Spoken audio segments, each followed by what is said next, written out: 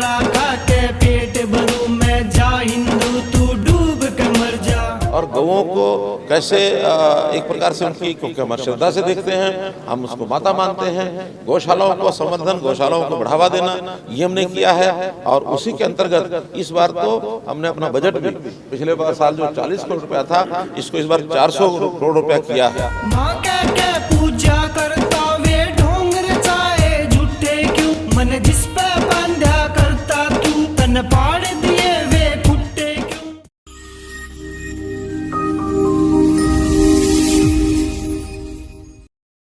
गुरुग्राम में सड़कों पर कचरा खाती इन बेसहारा गायों की अंतरात्मा यही कह रही होगी कि क्यों मुझे मां का दर्जा दिया, मैं कचरा खा के पेट भर रही हूं।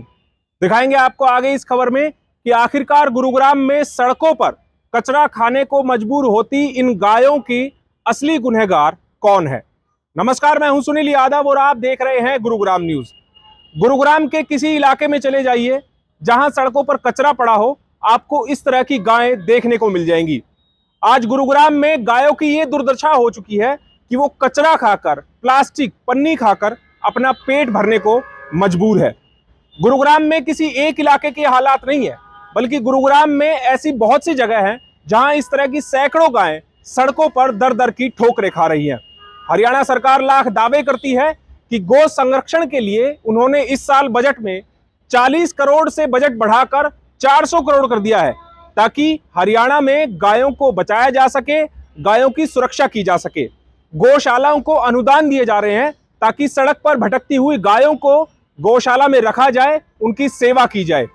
हिंदू धर्म में कहा जाता है कि जो गौ सेवा करता है उसको मोक्ष प्राप्त होता है, लेकिन इस हिंदू समाज में ये गाय, जिसको हम देवी के रूप में, मां के रूप में पूजते हैं, वो आज सड़कों पर कचरा खाने को मजबूर है। पहले ये तस्वीरें जो आप देख रहे हैं, ये बता दें कि गुरुग्राम के सोहना रोड बादशाहपुर गांव की तस्वीरें हैं। और उस सड़क पर आप गायों की संख्या देखेंगे तो आपको लगेगा कि सरकार ने, जिला प्रशासन ने सड़क पर ही गौशाला खोल दी है। यहां पर सैकड़ों की संख्या में गाय, बैल, बिजार, बछड़े सड़कों पर घूम रहे हैं।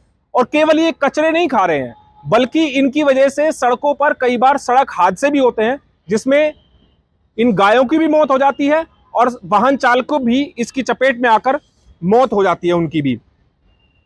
अगर पिछले एक साल का आंकड़ा उठाएं तो हरियाणा में इस तरह से आवारा पशु जब सड़कों पर घूमते हैं, उनसे होने वाले सड़क हादसों में लगभग 900 लोगों ने अपनी जानें गंवाई हैं।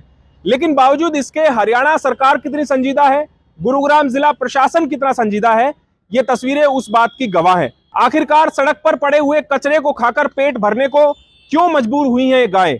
कौन है इसके असली गुनहगार? गौ रक्षा के नाम पर गौ रक्षक बने हुए हैं, काउ टास्क फोर्स बनाई गई है ताकि कसाईयों से गायों की सुरक्षा की जा सके, उनकी जिंदगी बचाई जा सके। और जो तस्कर गायों को अपनी गाड़ियों में भरकर ले जाते हैं गौकशी के लिए, उनसे इन गायों की सुरक्षा की जा सके। लेकिन ये गायें सड़कों पर इसी तरह दर दर भटकती हैं, कचरा खाकर पेट भर रही है। कई बार हमने देखा है कि जब किसी गाय की इस तरह सड़क पर मौत होती है और जब उनका पोस्टमार्टम किया जाता है तो उनके पेट से कई कई किलो पन्नियां, प्लास्टिक बरामद किए जाते हैं। कसाईयों से बचाने के लिए काउ टास्क फोर्स तो बना दी गई, गौ रक्षक भी दिन रात मेहनत कर रहे हैं अपनी जान की परवाह किए बगैर, लेकिन सड़कों पर यह कचरा खाने को मजबूर गाय आखिरकार कहां जाए? इसके असली गुनहगार है कौन?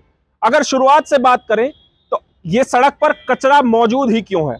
जब गुरुग्राम नगर निगम का बजट साल में 3000 करोड़ के आसपास कमाई का होता है, खर्च करने का बजट लगभग 2000 करोड़ रुपए से ज्यादा का होता है, तो आखिरकार सड़कों पर कचरा क्यों फैलता है? क्या गुनहगार नगर निगम है जो सड़क पर कचरा फैलने देते हैं?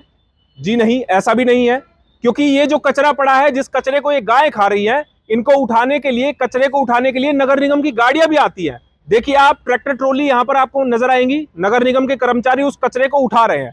तो फिर इसका गुनहगार कौन है?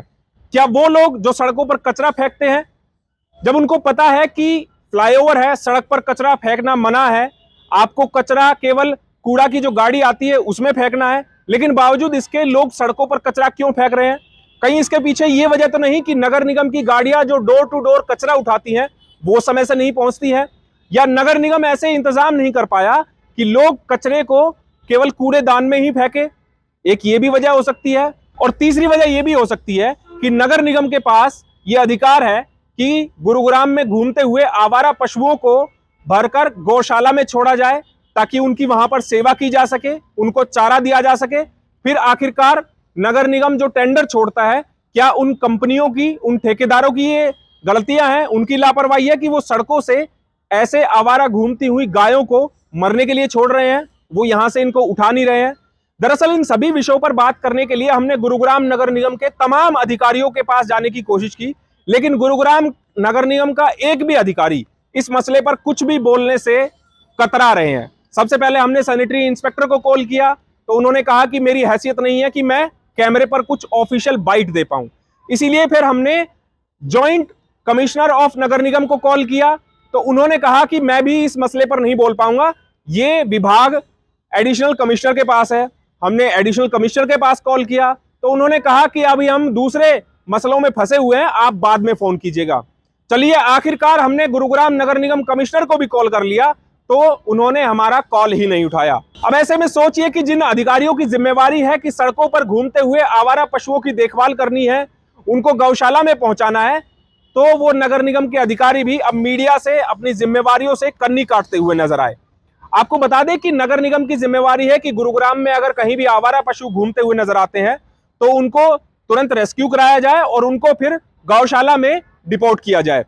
कल ही हरियाणा के मुख्यमंत्री मनोहर लाल ने पंचकुला में ये कहा कि गौ सुरक्षा के लिए, चूंकि गौ हमारी माता है, उनकी सुरक्षा के लिए हमने कानून बनाया और अब जो गौशालाओं में गाय चारे की कमी से जूझ रही हैं, उनके लिए 36 करोड़ रुपए मंजूर भी कर दिए गए हैं ताकि सभी हरियाणा की गौशालाओं में चारा पहुंचाया जा सके। एक बार वो बयान सुनवाते हैं और उसकी हकीकत तो आप लोगों के सामने है ही। हमने गौ रक्षा के बारे में, गौ संवर्धन, गौ सुरक्षा, इसका कानून बनाया और गौओं को कैसे एक प्रकार से उनकी, क्योंकि हम श्रद्धा से देखते हैं, हम उसको माता मानते हैं, गौशालाओं को संवर्धन, गौशालाओं को बढ़ावा देना, ये हमने किया है। और उसी के अंतर्गत इस बार तो हमने अपना बजट भी पिछले बार साल जो 40 करोड़ रुपया था, इसको इस बार 400 करोड़ रुपया किया है।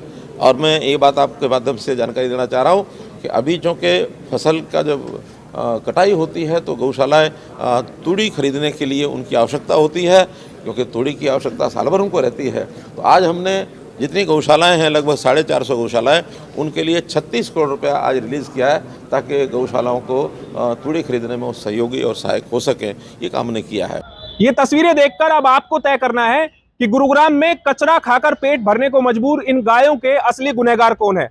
क्या गुनहगार गुरुग्राम नगर निगम है जो इन गायों को रेस्क्यू यहां से कराकर गौशालाओं में नहीं भेजती है, या फिर गुनहगार वो लोग हैं जो अपनी जिम्मेवार नागरिकता का परिचय ना देते हुए सड़कों पर इस तरह कचरा फैलाते हैं, जिनकी वजह से ये गायें मजबूर होकर यहाँ कचरा खा रही हैं?